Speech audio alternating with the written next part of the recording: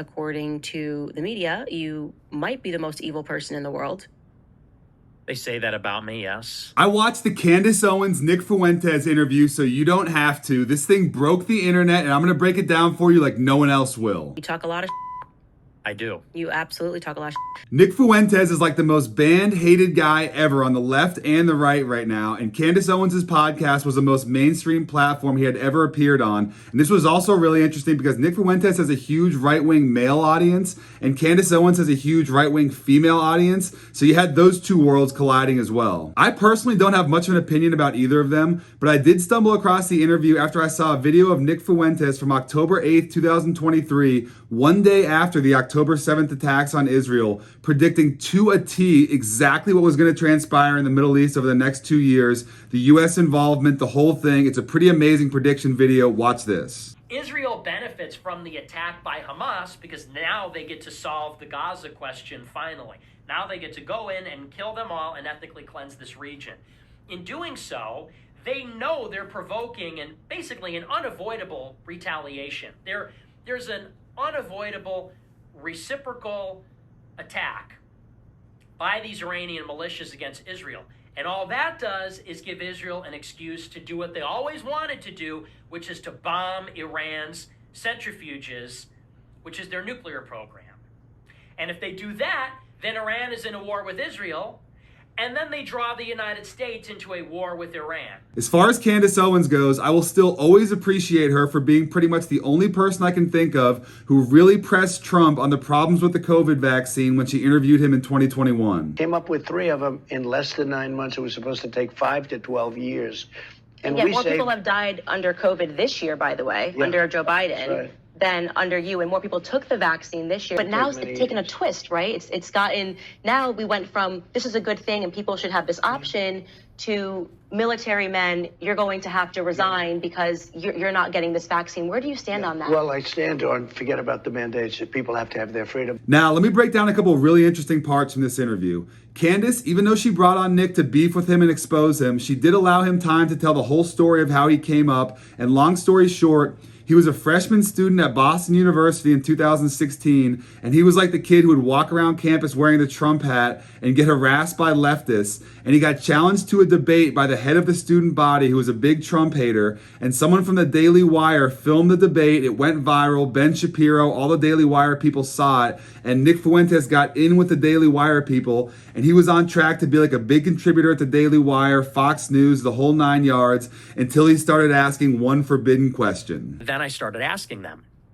I said, why does the United States give Israel $3.8 billion per year? And by the way, Israel's been number one for 47 years in terms of foreign aid dollars from the U.S., but all the other top countries we give money to, Egypt, Jordan, all the other top countries, they get that money with strings attached to it that they will still support Israel. So it's really much more than just the billions we give to Israel. I said, so, what do you make of this whole arrangement? I said, is it because they are our closest ally and I'm missing something?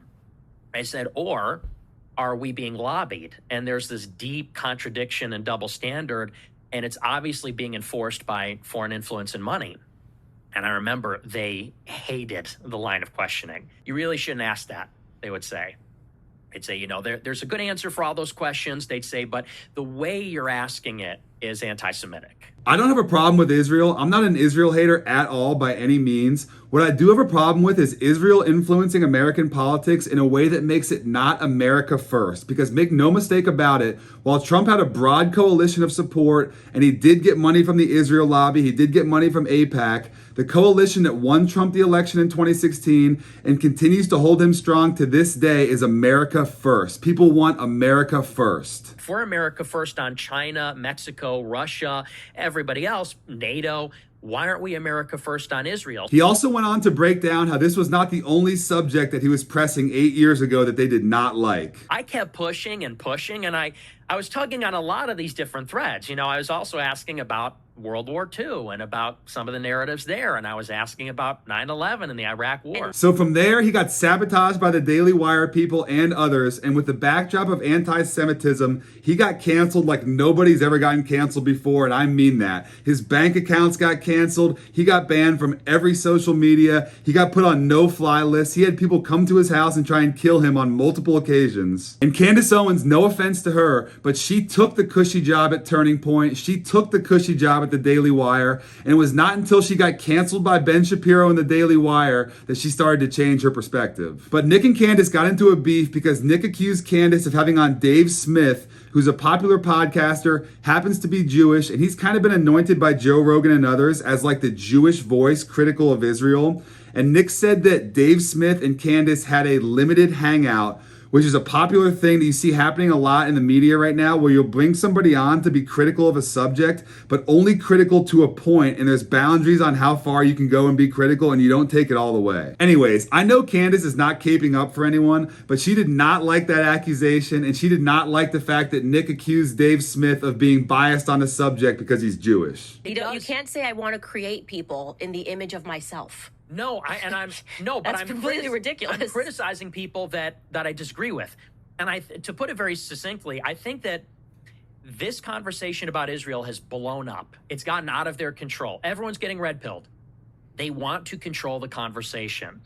And I think that Dave Smith is somebody that, because he's Jewish, because he's libertarian, they have selected him as a convenient spokesperson for it. So the limited hangouts are a huge problem in general. The Israel influence is a huge problem in general. And there's one other problem that I want to point out here. We have these huge right-wing influencers like Charlie Kirk and Benny Johnson, who are good guys, but they are concerned with how what they say might be perceived by the Trump administration because they want to keep their status and they want to keep their access, and that's not okay either. I'm not saying that I like Nick Fuentes any more or less than I like those guys. I don't like the way he goes about things sometimes. I don't particularly like his Twitter. I definitely don't like that he didn't vote for Trump in 2024, but I do appreciate when I see a guy who's obviously not pandering to anybody and he isn't afraid to go through the fire to get to the truth, which is all we're trying to do here on the Matthews Report as well. Thank you for watching the Matthews Report. Please subscribe and turn on notifications. Check back for more reports. I'll see you again soon.